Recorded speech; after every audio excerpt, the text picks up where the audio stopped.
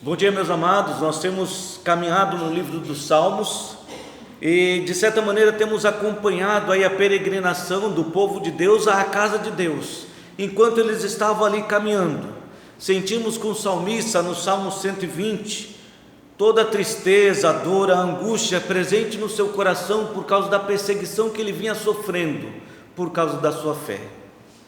De estar no meio de pessoas que não amavam a Deus, pessoas que não buscavam a Deus, e isso de certa maneira trazia essa dor e tristeza ao seu coração. Mas parece que uma luz brilhou quando ele começou então esta caminhada, esta jornada à casa de Deus, olhou para os montes e viu ali com admiração, talvez surpreso, e isso tenha sido também o motivo da sua tristeza. Percebeu que ali havia pessoas que em cima dos montes e estavam buscando a Deus e um Deus estranho, muitos outros deuses e tantas outras coisas, pessoas buscando socorro no lugar errado. Por isso o Salmo 121 ele diz: eleva os meus olhos para os montes, de onde me virá o socorro? É das montanhas? Dos deuses? Não, o meu socorro vem do Senhor, que fez os céus e a terra. E por fim, o domingo anterior nós vimos então o seu alívio, a alegria, o prazer de finalmente entrar pelas portas de Jerusalém, de finalmente estar no melhor lugar do mundo, de poder estar no melhor lugar do mundo, a casa de Deus. Não há melhor lugar para você estar. Em tempos difíceis, corra para a casa de Deus. Lá você vai encontrar paz, lá você vai encontrar comunhão, lá você vai encontrar a graça de Deus. Então hoje, olhando para o Salmo 123, vemos a imagem aqui de alguém que finalmente chegou na casa de Deus, na cidade de Jerusalém, mas alguém que ainda é descrito como uma pessoa carente, necessitada, uma pessoa sofrida, uma pessoa cansada da humilhação dos homens, cansada de se sentir desprezada pelos homens, mas que apesar disso, desse sentimento estar presente no seu coração, esse sentimento de ser necessitado, humilhado, sofrido, desprezado, apesar disso tudo, e independente disso tudo, ele ainda consegue levantar a sua cabeça, olhar para cima, porque é natural quando nós não estamos muito bem, seja qual for o motivo, nós caminhamos de cabeças baixas, olhando para o chão. Mas o salmista aqui, embora a situação seja adversa, seja difícil, e esse sentimento seja horrível, desprezo e humilhação, ele ainda é alguém que consegue olhar para cima. Então eu peço que você acompanhe mais uma vez a leitura desse texto, enquanto nós pensamos em cada verso o que o salmista queria dizer, o que nós podemos aprender com as palavras deste salmo. O versículo 1 diz assim: a ti que habitas nos céus, elevo os meus olhos. Finalmente o salmista está no lugar certo, olhando para o alto. Não há nada acima, não há montes, não há montanhas, apenas o Senhor.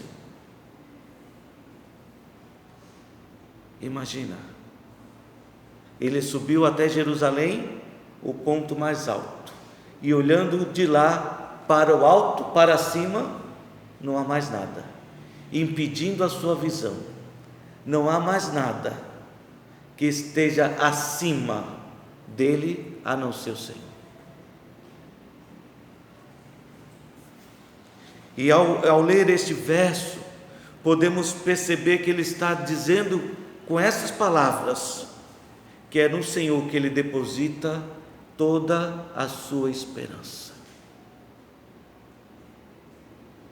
ele consegue levantar a cabeça e olhar para cima. Ao invés de continuar olhando para baixo, se sentindo humilhado, desprezado, ele olha para cima e diz: é no Senhor que eu deposito toda a minha esperança. A ti que habitas nos céus, eu elevo os meus olhos. Eu olho para o Senhor, eu contemplo a face do Senhor, eu olho para a glória do Senhor, e é no Senhor que eu deposito a minha esperança.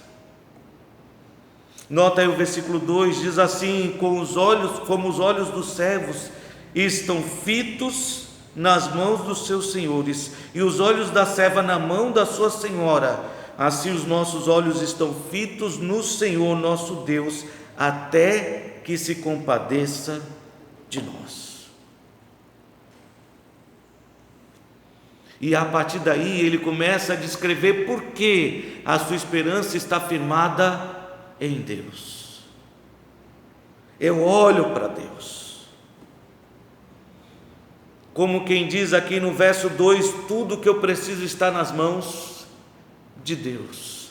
A minha vida está nas mãos de Deus. O que nós podemos perceber do verso 1 e verso 2 é que ele diz: eu deposito toda a minha esperança em Deus, eu levanto os meus olhos para os altos, para cima, olho para cima e vejo Deus. E a minha esperança está em Deus, porque a minha vida está nas mãos de Deus. Tudo o que eu preciso vem das mãos dele. Tudo o que eu preciso vem do Senhor. Este verso 2 que diz: como os olhos do servo estão fitos nas mãos dos seus senhores, e os olhos da serva na mão da sua senhora, assim os nossos olhos estão fitos no Senhor nosso Deus, até que se compadeça de nós.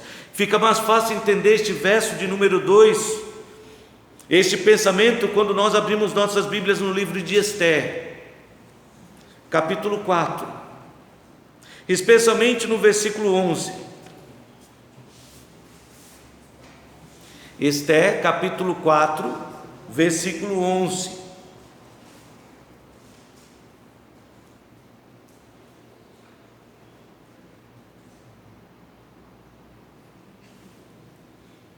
O povo de Israel estava cativo, escravo. E havia no meio daquele povo, o opressor, um homem perverso chamado Amã, que desejava ver o extermínio do povo de Israel. Não era Hitler, era Amã. O impressionante é que os dois começavam com H. Não, se o seu nome começa com H, não se preocupe, não tem nada a ver, viu? Não existe essa associação. É só uma semelhança curiosa. Mas ambos desejavam, Amã e Hitler, o extermínio do povo de Israel. Mordecai, um homem temente a Deus, sabendo que a sua sobrinha foi escolhida como princesa ou para ser a nova rainha, ele procurou a sua sobrinha e disse: olha, minha filha, a situação é ruim. A mãe induziu o rei a escrever um decreto permitindo o extermínio do povo de Israel. Você precisa fazer alguma coisa. Esther ficou temerosa, e note bem as palavras de Esther no capítulo 4, versículo 11: todos os servos do rei e o povo das províncias do rei sabem que, para qualquer homem ou mulher que, sem ser chamado, entrar no pátio interior para avistar-se com o rei, não há senão uma sentença: a de morte, salvo se, e somente se, o rei estender para ele o cetro de ouro, para que viva. E eu, nestes 30 dias, não fui chamado para entrar ao rei. Olha, é interessante a visão de Esther, e ela diz: todos os servos sabem, e é exatamente o que o salmista diz: o servo sabe que deve olhar para a mão do seu senhor, porque da mão do seu senhor vem a determinação da sua vida ou da sua morte. Tudo depende da mão do Senhor. Se o Senhor estender a mão, você é bem-vindo. Se não estender a mão, já era. Como dizia um pastor, um amigo nosso, morte certa. Já era, você vai ser eliminado. Esté tinha essa certeza. Ela disse para o seu tio: olha, reúne o povo de Israel e diz para o povo que durante 3 dias esteja orando, jejuando na presença de Deus, que eu vou entrar na presença do rei e vamos ver o que acontece. Vamos ver o que acontece, seja o que Deus quiser. Como quem diz, a sorte será lançada e o resultado depende da mão de Deus. É o mesmo pensamento do salmista neste Salmo 123. Como os servos estão olhando para a mão dos seus senhores e a serva para a mão da sua senhora, nós olhamos para a mão de Deus e aguardamos de Deus para ver o que Ele vai fazer, e a nossa esperança é que Ele se compadeça de nós, como a situação de Esté, que Ele estenda a mão e nos ajude. Se Deus não estender a mão e nos ajudar, nós estamos perdidos. É este o pensamento do Salmo 123. E nota bem o que aconteceu com Esté, capítulo 5, versículos de 1 até o 4. Ao terceiro dia, Esté se aprontou com seus trajes reais e se pôs no pátio interior da casa do rei, de frente da residência do rei. O rei estava sentado no seu trono real, fronteiro à porta da residência. Quando o rei viu a rainha Esté parada no pátio, alcançou ela favor perante ele. Estendeu o rei para Esté o cetro de ouro que tinha na mão. Esté se chegou e tocou a ponta do cetro. Então lhe disse o rei: o que é que tens, rainha Esté? Ou qual é a tua petição? Até metade do reino se te dará. Lá foi rainha Esté, se aprontou, se arrumou, foi até a presença do rei, fez a reverência e esperou. E agora o que o rei vai fazer? E a palavra de Deus nos diz que ela alcançou a graça e o rei lhe estendeu o cetro. Ele disse: tudo aquilo que você pedir, até metade do reino eu te darei.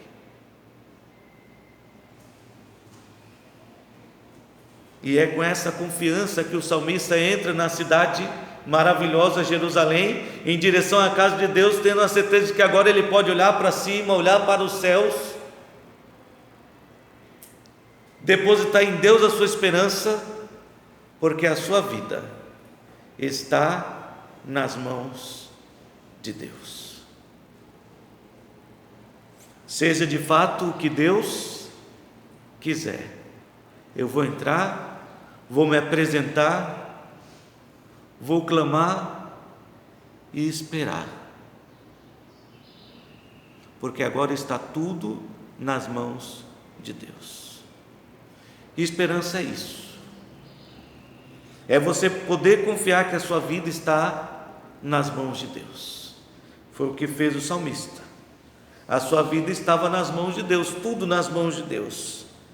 Se vai viver, se vai morrer, o que vai acontecer no seu futuro, quem determina é Deus.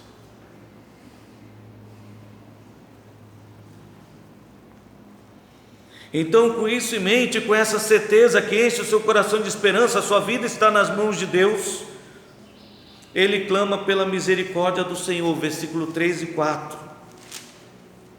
Tem misericórdia de nós, Senhor, tem misericórdia, pois estamos sobremodo fartos de desprezo. A nossa alma está saturada do escárnio dos que estão à sua vontade, à sua própria vontade, ou abastados.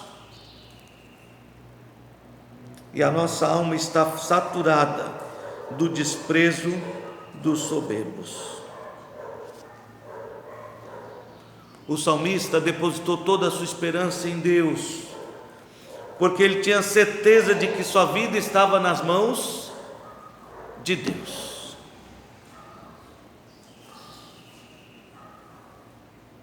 A sua vida está nas mãos de Deus. E se tinha alguém que podia ajudar, esse alguém era Deus. A confiança na compaixão e misericórdia do Senhor, de que somente Deus podia socorrê-lo nos momentos difíceis, que Deus não nos desampara, era essa a certeza que o salmista tinha: Deus jamais vai me desamparar. O homem pode falhar, o homem pode nos desamparar, pode nos humilhar, pode nos desprezar, mas Deus jamais nos desampara.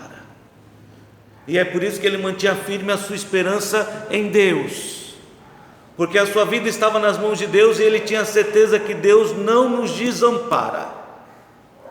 Não dorme, o Salmo 121, não dorme, não cochila, não nos abandona, mas nos guarda o tempo todo. Deus não nos desampara. Ele diz: tem misericórdia de nós, Senhor, tem misericórdia, pois estamos sobremodo fartos, cansados do desprezo. Do desprezo. Desprezo é quando nós procuramos a ajuda de alguém e a pessoa nem se importa, não está nem aí.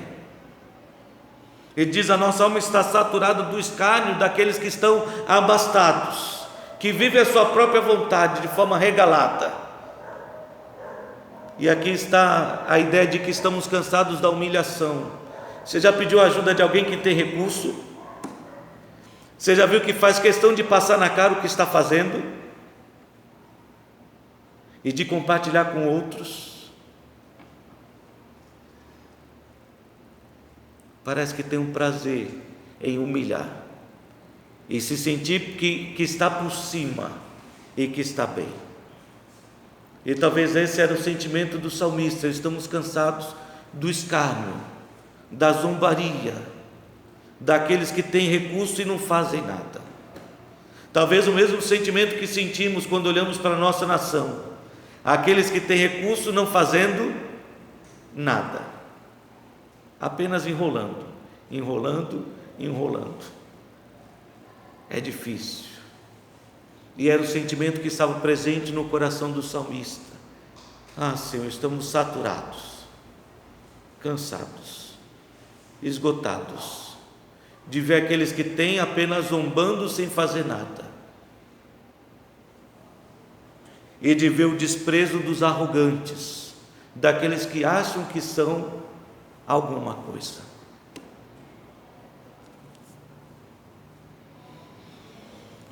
O salmista sabia quem era Deus.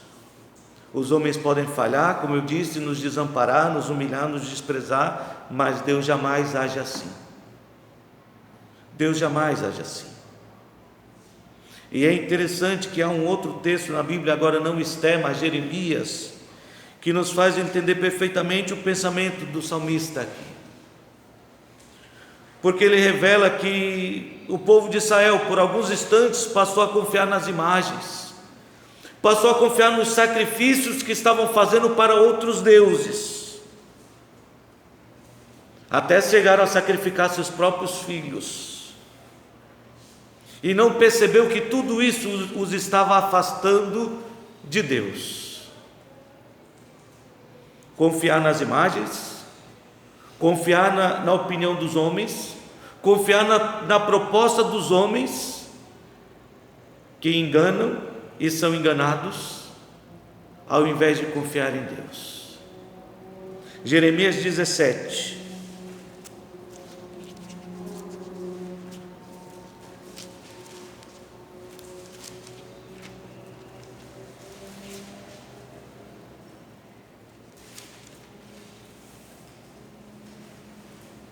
De forma bem clara, versículo 1, nós vamos ver do versículo 1 ao 4, descreve o pecado de Judá.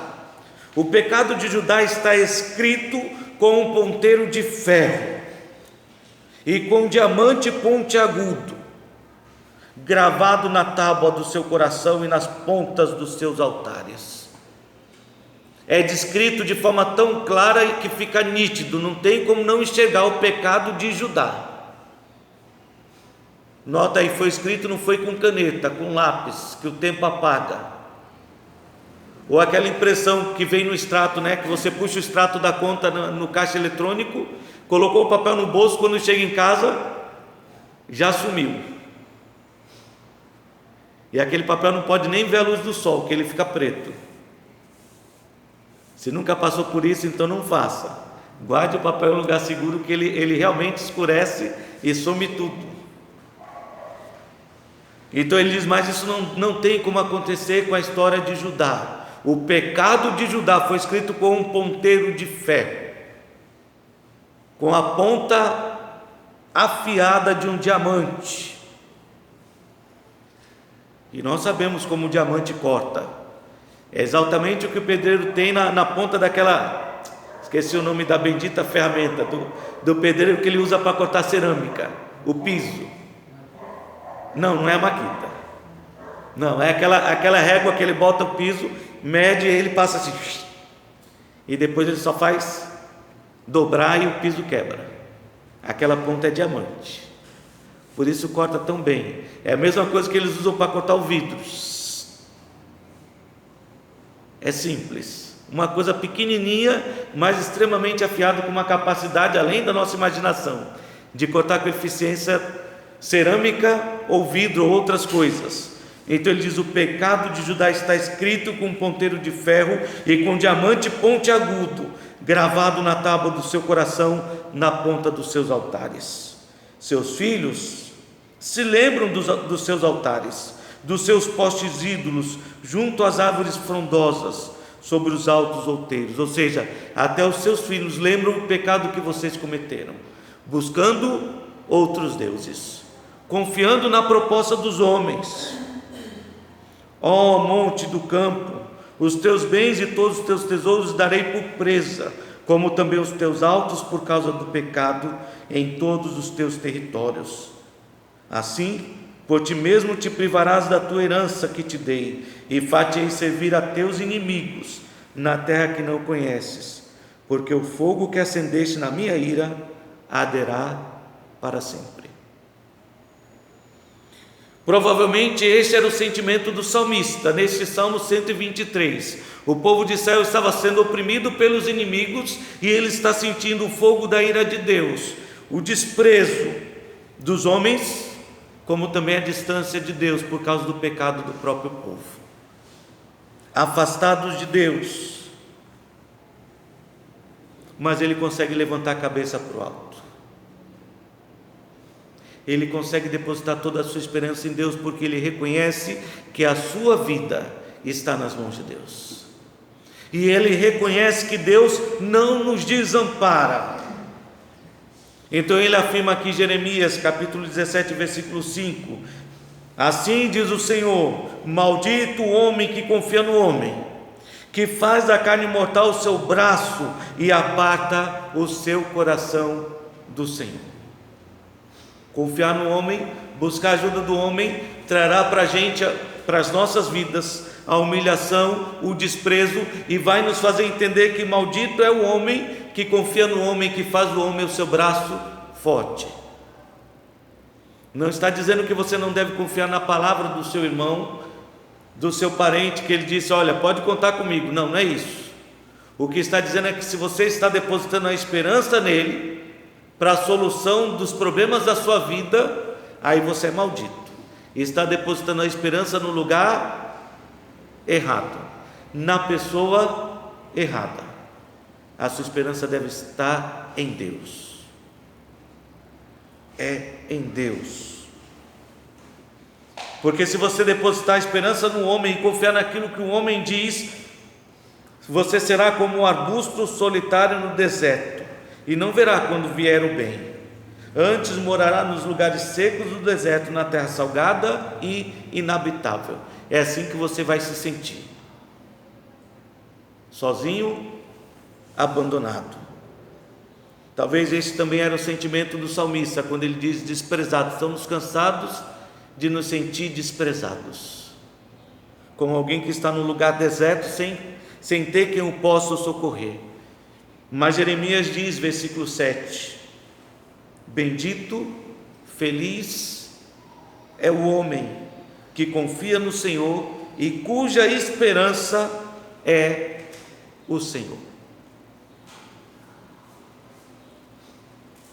Feliz é o homem que faz como o salmista, deposita toda a sua esperança em Deus. Quem faz isso porque a sua vida está nas mãos de Deus, e ele sabe que Deus jamais o irá desamparar. Hebreus capítulo 13, versículos 5 e 6, nos lembra que a nossa vida deve ser sem avareza, sem nos preocupar com muitas ambições ou com muitas coisas desta vida. Seja a vossa vida sem avareza.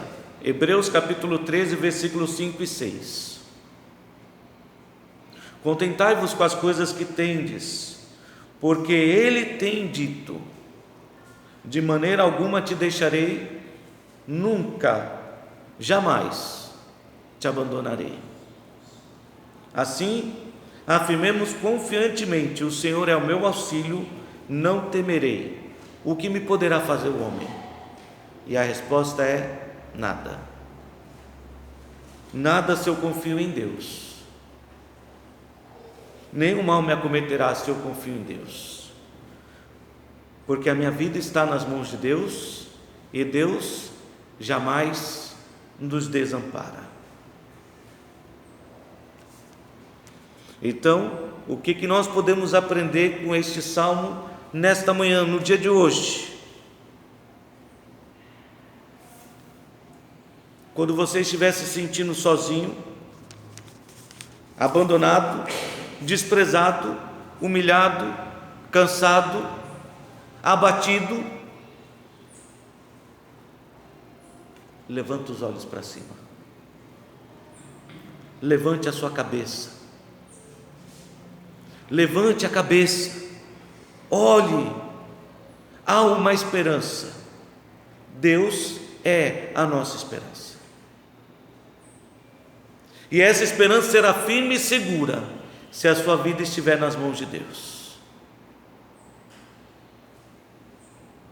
Porque se a sua vida estiver nas mãos de Deus, você pode ter certeza, como o salmista tinha, que Deus não nos desampara. Ele jamais nos deixará, nunca, jamais nos abandonará. E se Deus está conosco, não há o que temer. Então vamos levantar a cabeça e vamos manter os nossos olhos no Senhor. Ele é a nossa esperança. Ele é a nossa esperança. E se você ainda não tem Deus como a sua esperança, sugiro a você fazer o que o salmista fez: entregue a sua vida nas mãos do Senhor. E aí pode ter certeza que Deus, quando a sua vida estiver nas mãos dele, ele jamais te abandonará. Que Deus nos abençoe.